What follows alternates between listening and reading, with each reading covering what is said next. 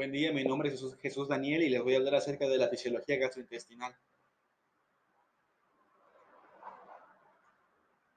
Vamos a comenzar describiendo los principales órganos que conforman este aparato digestivo, sería la cavidad bucal, la faringe, el esófago, el estómago, el páncreas, el hígado, el duodeno, la vesícula biliar, el vaso, el intestino delgado, el intestino grueso, el recto y posteriormente el ano.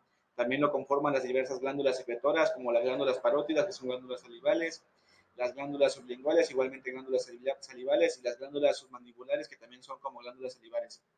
La función de este sistema es proporcionar al organismo agua, electrolitos, vitaminas y nutrientes. También transita alimentos a lo largo de todo el tubo digestivo, la secreción de los flujos digestivos y la digestión de los alimentos. Sirve para la fusión de los productos ingeridos del agua, las vitaminas y los distintos electrolitos. También para la circulación de la sangre por las vísceras gastrointestinales para transportar las sustancias absorbidas. El control de todas estas funciones por los sistemas locales, nerviosos y locales y hormonales, perdón. Consta de una pared gastrointestinal de afuera hacia adentro. La más externa es la capa serosa, continuada de una capa de músculo liso longitudinal, una capa de músculo liso circular, una capa submucosa y una capa mucosa, donde se encuentran el epitelio, la lámina propia, el músculo, la membrana muscular de la mucosa. Y sabemos que este músculo liso gastrointestinal funciona como un sitio. Y cada una de las fibras del músculo del tubo digestivo mide de 200 a 500 micras de longitud y de 2 a 10 micras de diámetro. Se disponen de haces de hasta 1000 fibrillas paralelas y cada haz de las fibras musculares están conectadas únicamente unas a otras mediante un gran número de uniones intercelulares. La distancia recorrida depende de la estabilidad del músculo. Continuamos con que constan de una actividad eléctrica y esa actividad posee dos tipos básicos de ondas eléctricas, las ondas lentas y un potencial en espiga. Las ondas lentas no son potenciales de acción. Su origen se podría deber a interacciones entre células musculares lisas y otras células especializadas llamadas células de Cajal, y se aprecian aquí que no son potenciales de acción. Su, su, su potencial en membrana en reposo es aproximadamente de menos 50 milivoltios y las zonas en espiga sí son potenciales de acción, y su potencial normal en reposo se estima que es de menos 50 a menos 60 milivolts. Las ondas lentas,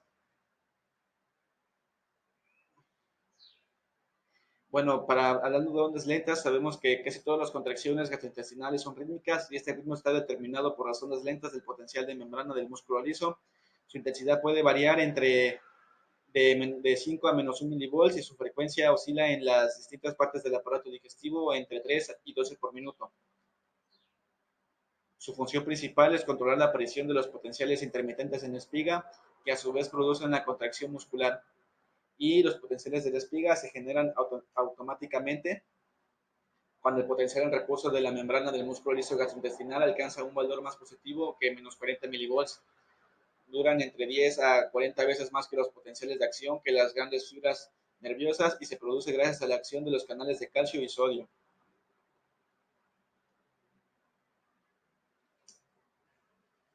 La diferencia entre los potenciales de acción entre el músculo liso gastrointestinal y los potenciales de las fibras nerviosas es que entrada en las células de las grandes cantidades de iones calcio junto a los menores cantidades de iones sodio, por lo que recibe el nombre de canales calcio y sodio. Estos son presentes en el músculo liso gastrointestinal. La apertura y cierre de los canales es más lenta en el músculo liso gastrointestinal y es por eso que tiene una larga duración los potenciales de acción.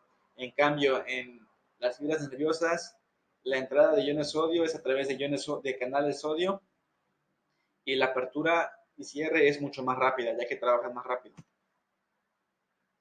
Los cambios de voltaje de esta membrana,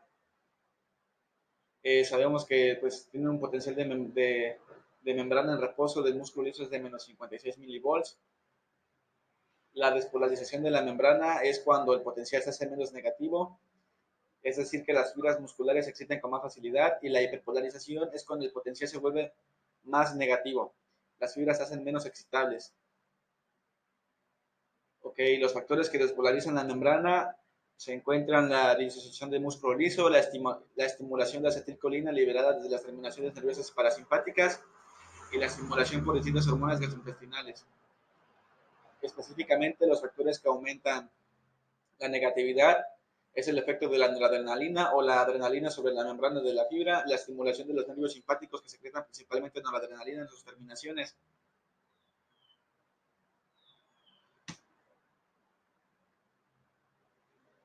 Bien, sabemos todos que el tubo digestivo tiene un sistema nervioso propio llamado sistema nervioso entérico, que se encuentra en la pared desde el esófago hasta el ano, rodea todo el sistema.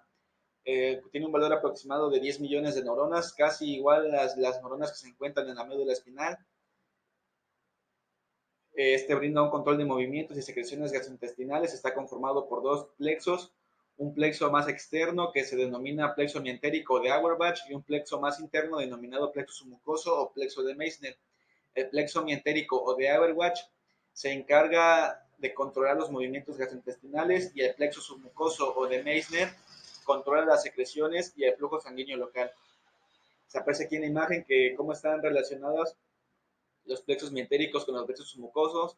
A su vez están todos estos controlados por el sistema simpático y parasimpático que están controlando al epitelio y también se aprecian las conexiones de neuronas sensitivas que llevan la información, transmiten señales a la médula espinal. Esas son las principales diferencias entre un plexo y otro plexo. Existen también tipos de neurotransmisores secretados por los nervios entéricos, como la acetilcolina que estimula la actividad gastrointestinal, la noradrenalina que inhibe la actividad gastrointestinal y los demás excitadores e inhibidores que se muestran ahí del número 3 al número 12. Como parte del control del sistema nervioso autónomo del aparato digestivo, sabemos que la estimulación parasimpática aumenta la actividad del sistema nervioso entérico. Los nervios vagos transportan casi todas las fibras del sistema parasimpático craneal, proporcionando inervación al esófago, al estómago y al páncreas, y en grado menor al intestino, alcanzando la mitad del intestino grueso. El sistema parasimpático sacro se origina de los segmentos sacro, segundo y tercero cuarto de la médula espinal y viaja con los nervios pélvicos hacia la mitad del intestino grueso y llega hasta el ano. El cono sigmoide, el recto y el ano están considerablemente mejor inervados por las fibras parasimpáticas que cualquier otra región del intestino. Las neuronas postganglionarias del sistema parasimpático se encuentran sobre todo en los plexos mientéricos y submucosos. Y por otro lado, la estimulación simpática suele inhibir las actividades del tubo digestivo. Las fibras simpáticas del tubo digestivo se generan en la médula espinal entre los segmentos T5 y L2. El sistema simpático inerva casi todas las zonas del tubo digestivo. Esas terminaciones simpáticas liberan sobre todo la noradrenalina y la adrenalina. La estimulación del sistema nervioso simpático inhibe la actividad del tubo digestivo. Ejerce sus efectos de dos maneras: mediante un discreto efecto directo de la noradrenalina secretada sobre el músculo liso del tracto intestinal al que inhibe, y mediante un efecto inhibidor más potente de la noradrenalina sobre las neuronas de todo el sistema nervioso entérico.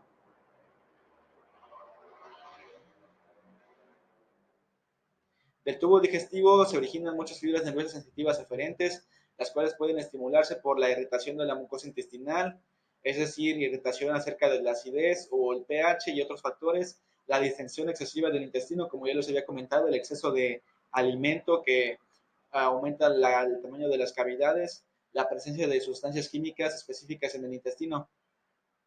Las señales transmitidas por estas fibras causan excitación o inhibición de los movimientos y secreciones intestinales. Hablando de los reflejos gastrointestinales, sabemos que los reflejos integrados por completo dentro del sistema nervioso de la pared intestinal son reflejos que controlan la secreción digestiva, al peristaltismo, las contracciones de mezcla, los efectos de inhibición locales. También que los reflejos que van desde el intestino a los ganglios simpáticos prevertebrales, desde donde vuelven al tubo digestivo, esos reflejos transmiten señales en el tubo digestivo que recogen largas distancias como las que introducen la evacuación del colon, las del intestino delgado y los reflejos originados en el colon que inhiben el vaciamiento del contenido del ilion y del colon. También los reflejos que van desde el intestino a la médula espinal o al tronco del encéfalo para volver después al tubo digestivo consisten especialmente en reflejos originados en el estómago y en el duodeno, reflejos dolorosos que provocan la inhibición general de la totalidad del aparato digestivo, reflejos de la defecación que viajan desde el colon y el recto hasta la médula espinal.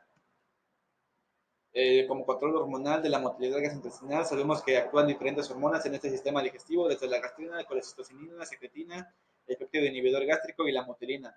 Cada uno de ellos es estimulado por diversos factores como proteínas, nervios, la distensión, hidratos de carbono, grasas y ácidos. Tienen diferentes lugares en donde es su acción, como la gastrina, que estimula la secreción del ácido gástrico y el crecimiento mucoso.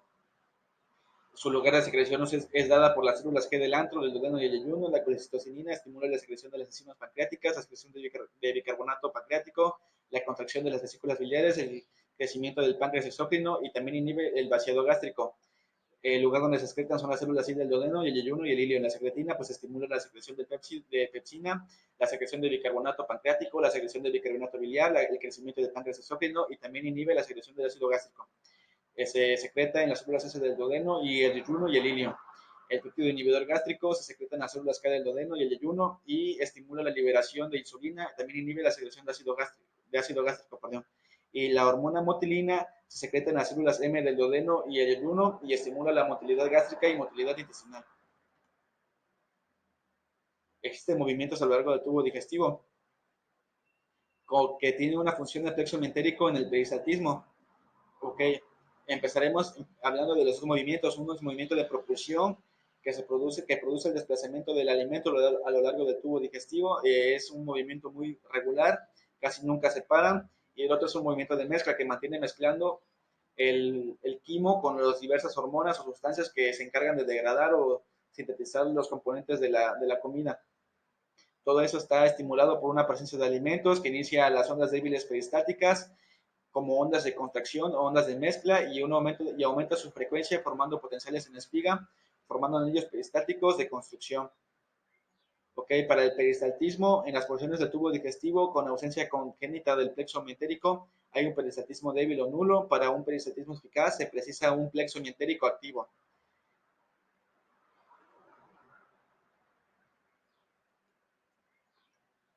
Por parte del flujo sanguíneo gastrointestinal, sabemos todos que todo el flujo sanguíneo es controlado a través de una bomba, una gran bomba orgánica llamado corazón. Este corazón a través de la arteria aorta se, se va hacia abajo y se bifurca en una arteria celíaca, arteria mesentérica superior y una arteria mesentérica inferior. Todas esas arterias se encargan de nutrir a los diversos órganos para que trabajen y lleven a cabo su proceso metabólico. Posteriormente, de los órganos salen venas en donde se transportan desechos y sustancias químicas nocivas para el cuerpo humano y se filtran por el hígado, llegando así esas venas del hígado se van otra vez al corazón a través de la arteria hepática y después a la vena cava. El sistema nervioso parasimpático aumenta el flujo indirecto, es decir, aumenta la actividad glandular, ocasionando una vasoconstricción, posteriormente un mayor flujo sanguíneo. Y el sistema simpático estimula receptores adrenérgicos, lo que genera una vasoconstricción y disminuye el flujo sanguíneo. La circulación esplácnica de los vasos sanguíneos del aparato digestivo forman parte de un sistema más extenso, llamado circulación esplácnica. Está llamado por el flujo está formado, por el flujo sanguíneo del tubo digestivo propiamente dicho, más el correspondiente al vaso, páncreas y el hígado. Toda la sangre que atraviesa el intestino, el vaso y el páncreas fluye después hacia el hígado a través de las venas portas y en el hígado la sangre pasa por millones de sinusoides hepáticos diminutos para luego abandonar el órgano a través de las venas hepáticas que desembocan en la vena cava de la circulación general. El flujo secundario, como ya les había explicado, del hígado permite que las células reticuloendoteliales que revisten las sinusoides hepáticos eliminen las bacterias y otras partículas que podrían penetrar en la circulación general a partir del tubo digestivo, evitando así el acceso directo de los microorganismos potencialmente peligrosos para el resto del cuerpo. Como anatomía de la irrigación gastrointestinal, sabemos que está dada por las arterias mesentéricas superior e inferior hacia las paredes de los intestinos y las arterias celíacas que va a irrigar el estómago. Esas arterias entran al tubo digestivo y se van a multiplicar hasta llegar a los vasos musculares, submucosos y las vellosidades intestinales, como se muestran en la figura de la derecha. De este modo, el flujo sanguíneo va a ser proporcional al grado de actividad local. Hablando ya de la ingestión de alimentos, empezamos con una masticación que está dada por los dientes incisivos que se encargan de hacer los cortes, que tienen una fuerza de hasta 25 kilogramos, posteriormente con los molares que se encargan de triturar y tienen una fuerza de hasta 100 kilogramos, seguido de la deglución, que es una que se divide en fase voluntaria y fase involuntaria. En la fase voluntaria es la fase oral, que actúa de la lengua en movimientos de arriba a atrás, empujando el bulbo alimenticio contra las paredes del paladar blando. En la fase involuntaria es continuando ya cuando el alimento entra por el tubo digestivo, se encuentra en la fase faríngea y esofágica. Las áreas epiteliales receptoras de la deglución y pues la fase faríngea está dada por la estimulación de receptores por el nervio trigémino y glosofaringio, el centro de la deglución, y emite señales a la faringe y parte superior del esófago. Gracias a los nervios trigémino y vago glosofaringio actúan señales de contracción y el músculo liso se contrae. Pues describiendo aquí la deglución, pues el paladar blando de las guanas evita el movimiento del bulo a las fosas nasales, los pliegues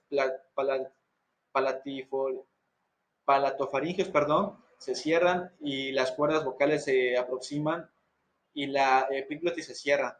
También la laringe sube y el esfínter esofágico superior se relaja. Ocurre lo que es una contracción de los músculos de la faringe con ondas peristálticas de arriba a abajo para que el bolo alimenticio vaya bajando. Llegando así la comida hacia el estómago y este tiene diferentes funciones motoras como el almacenamiento, la mezcla de alimento que forma el quimo. El quimo es la combinación del bolo alimenticio ya masticado con los ácidos gástricos, es así, así se forma el quimo. Y también tiene como función un vaciamiento o propulsión. En ese vaciamiento o propulsión es cuando el estómago mueve todo el alimento predigerido hacia el duodeno. El almacenamiento pues se da por una llegada al alimento, la distensión gástrica, un reflejo vagovagal y posteriormente para evacuar una relajación gástrica.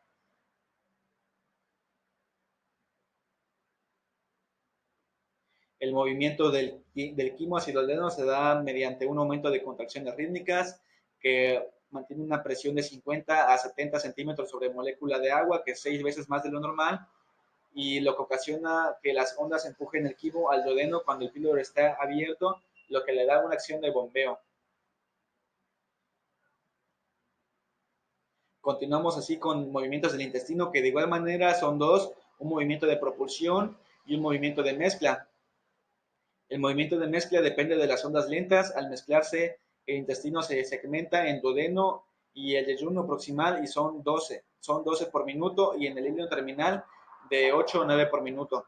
Y en el movimiento de propulsión está controlado por señales nerviosas, hormonales, lo que ocasiona una distensión, un reflejo gastroentérico, y actúan las hormonas gastrina, colicistocinina, la insulina, la motilina, la serotonina, y también hay unas señales que inhiben aquel sistema, que como son la secretina y el glucagón. Ocurre también lo que es un reflejo gastriliar, que son señales que provienen del estómago y estimulan el paso del quimo a la válvula iliocecal. Pues después de llegar a todo el intestino delgado, pues sabemos todos que llega hacia el colon ascendente, y pues aquí nos describe los diferentes procesos, que la presión y la irritación química relajan el esfínter y estimulan el peristaltismo. La fluidez del contenido facilita el vaciamiento, y la presión o la irritación química en el ciego inhibe el peristaltismo del ilion y estimula al esfínter, es decir, la presencia del alimento relaja ahí los esfínteres y permite una liberación del alimento, lo que permite que se pase el alimento del ilion hacia el colon transverso. Continuando así rápidamente con los movimientos del colon, que el colon o el intestino grueso, pues se encarga de la absorción de agua mayormente y electrolitos que procedentes del quimo para formar las heces sólidas. También ocurre lo que es un almacenamiento de la materia fecal hacia el movimiento de su expulsión, y pues los movimientos del colon tienen movimientos de mezcla en el que actúan los músculos circulares, donde ocasionan unas contracciones circulares cada 2 a 5 minutos. También trabaja lo que es un músculo longitudinal para las teñas cólicas, las austrias, y alcanza su intensidad máxima en 30 segundos y desaparece a los 60 segundos siguientes. Esto ocasiona que el contenido fecal del intestino grueso vaya siendo ordeñado y empujado lentamente. Las austrias que se aprecian aquí en la imagen, cuales se denominan austrias, que son estas diferencias, segmentaciones, ocasionan contracciones austriales y que mueven las heces. El movimiento de esta masa genera una distensión o irritación y los anillos de contracción de 20 centímetros distales del anillo pierden sus austrias. Es decir, esas figuritas se va perdiendo, ocasionando que la comida vaya avanzando, empujando la materia fecal hacia la siguiente porción del colon y contracción de 20 a 30 segundos y posteriormente una relajación de 2 a 3 minutos. Ahí en la imagen pues aprecia las partes anatómicas de ese colon transverso y para no perder tiempo pues continuemos. Posteriormente ya de los procesos finales de la digestión viene lo que es la defecación, que es el proceso de eliminación de heces a través del ano. Inicia cuando las heces llegan al recto y del recto el recto se distiende, es decir, se abre. Todo esto está controlado por ondas peristálticas que cuando llegan al esfínter anal interno se relajan. Bien, pues el reflejo mientérico intrínseco ocasiona lo que es la distensión rectal, posteriormente el plexo mientérico. Las zonas peristálticas actúa el colon descendente y sigmoideo y recto, lo que da una relajación al esfínter anal interno. Tenemos lo que es una ley del intestino, que cuando la distensión excita un segmento intestinal e inicial al peristaltismo, el anillo contráctil responsable suele comenzar en la zona proximal del segmento distendido, y luego se mueve hacia ese segmento, empujando el contenido intestinal 5 o 10 centímetros en dirección anal antes de desaparecer. Al mismo tiempo, el intestino distal se relaja, lo que facilita la propulsión de los alimentos hacia el ano y no en dirección oral. Pues como otra parte, sabemos que existen diferentes secreciones a lo largo del aparato digestivo, empezando por la secreción salival, que se produce alrededor de 800 a 1000 mililitros al día. Esa secreción cuenta de dos secreciones, una secreción serosa, que digiere almidones, que es rica en tialina, y una secreción mucosa que se utiliza para la lubricación y protección, que es rica en mucina. La saliva ayuda a lavar y arrastrar gérmenes y contiene bactericidas como iones tiacinato y enzimas lisosómicas y anticuerpos. Esta saliva se da por estímulos táctiles, como al momento de ingerir objetos lisos, el estímulo es mucho mayor. Al momento de ingerir objetos rugosos, se estimula menos. Y también se estimula por estímulos gustativos. Lo amargo estimula de 8 a 20 veces. Y también estímulos olfatorios, que se sabe que en los alimentos deseados estimula mucho y en los alimentos indeseados estimula poco. Toda esta secreción salival también se sabe que contienen diferentes tipos de glándulas, como glándulas mucosas, las criptas del Lieberkühn, las tubulares y glándulas complejas. Todas estas son reguladas por el contacto de alimento, el sistema nervioso autónomo y hormonas.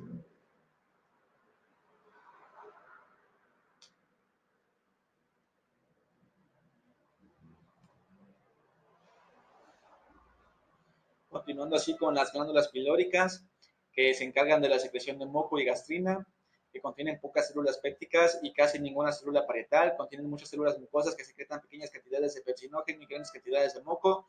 Las glándulas pilóricas también secretan la hormona gastrina, que es fundamental para el control de la secreción gástrica. Y encontramos lo que son también glándulas gástricas, que no confundamos con las células oxínticas. Esas glándulas gástricas liberan ácido clorhídrico, pepsinógeno, factor intrínseco, moco, histamina, y constituye el 80% de las glándulas del estómago. Y el otro 20% está dado por las células G, las células D y las células de mucosa, y eso constituye el 20%. Las células oxínticas o parietales secretan ácido clorhídrico y factor intrínseco por medio de sus canalículos. Las células peptídicas secretan pepsinógeno y no poseen actividad digestiva. Cuando el pepsinógeno entra en contacto con el ácido clorhídrico, se activa y se convierte en pepsina y se posee actividad digestiva.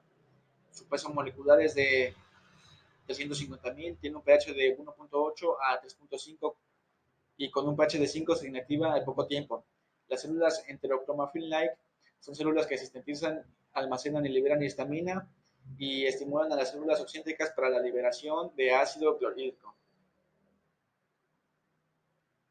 Este funcionamiento del estómago se da por diferentes fases, una fase cefálica, una fase gástrica y una fase intestinal. La fase cefálica pues consta de la visión, el olor, el tacto y el gusto que estimula el sistema nervioso central. Esta a su vez manda señales al sistema nervioso vagos, liberando el neurotransmisor acetilcolina, lo que provoca la actividad de las células oxínticas para liberar ácido clorhídrico.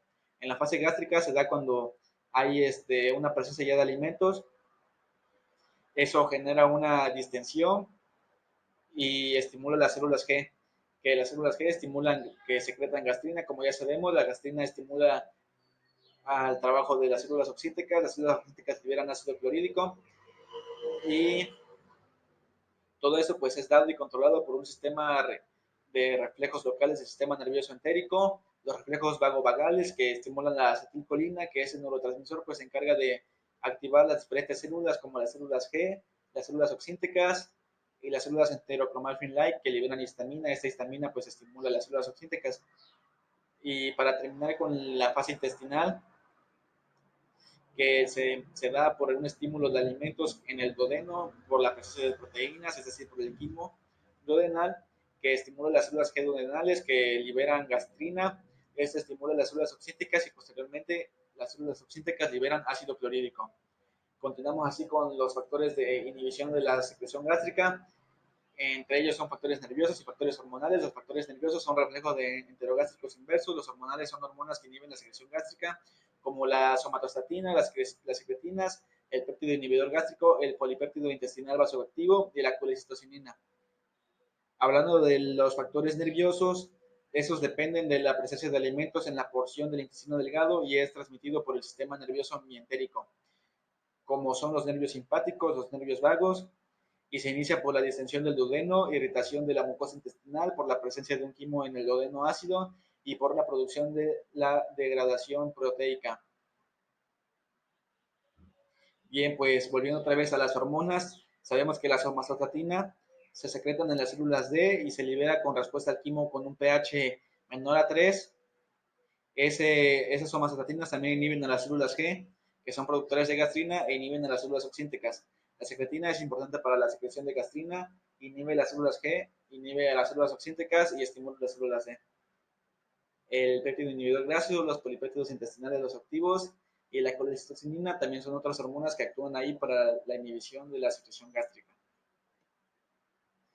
Continuando así con una secreción pancreática, que recordemos la anatomía del páncreas, que está conformado por una cabeza, un cuello, un cuello, un cuerpo y una cola.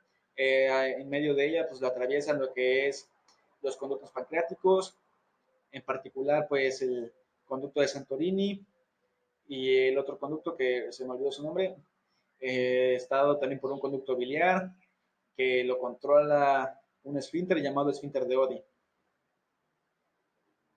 El páncreas, pues sabemos todos que está conformado, o nos menciona aquí la literatura, que consta de un páncreas exócrino, que su función es gracias a los ácidos. Los ácidos son como que las partículas, las bolitas que se aprecian ahí en el intestino, y son productores y secretan jugos digestivos y bicarbonato. También está conformado por un páncreas exócrino, que su función es gracias a los islotes de Langerhans, formados por las células alfa, beta y delta, que secretan principalmente insulina y glucagón. En este caso, pues nos vamos a especificar más en páncreas exócrino. La secreción digestiva,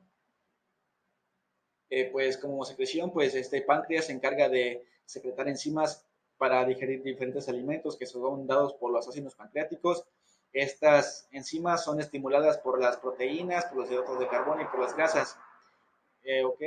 Como enzimas para la digestión de proteínas que se llaman proteasas, al inactivarse pues se llaman tripsinógeno, quimiotripsinógeno y procarboxipolipeptidasa. Esas se activan en la luz del intestino debido a que tienen la capacidad de digerir el intestino, el páncreas. Eso sucede cuando se encuentra una pancreatitis aguda.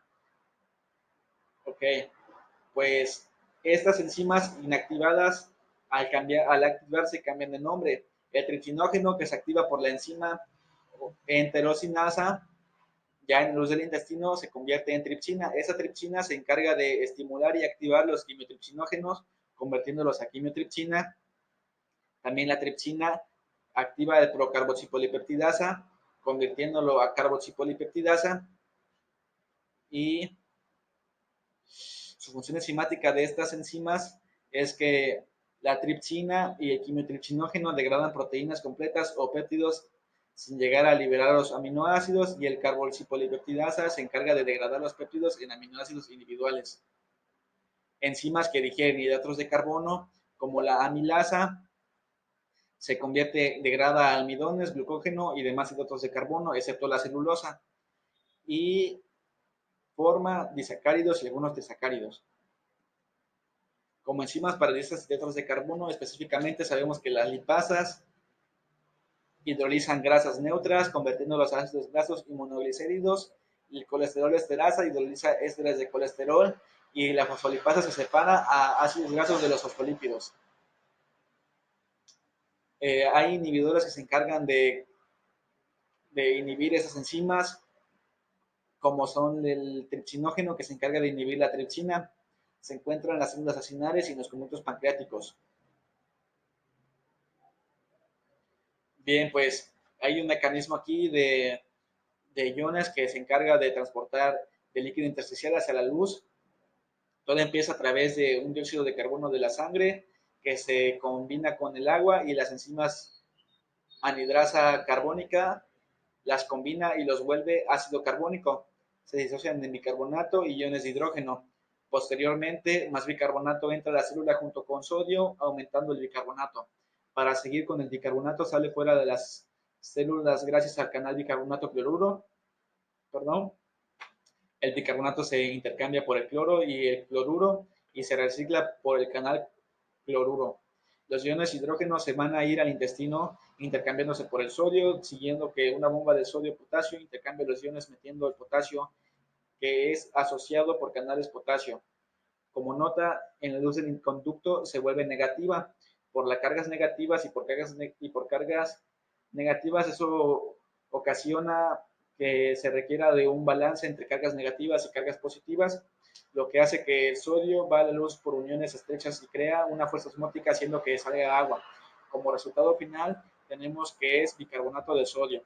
Este tiene un pH de 8, que es alcalino, que ayuda a neutralizar y mantener el equilibrio quimoácido. Los estímulos para la secreción pancreática son tres: un estímulo neurotransmisor, que es la acetilcolina; un estímulo hormonal, la colecistocinina; y también la secretina actúa.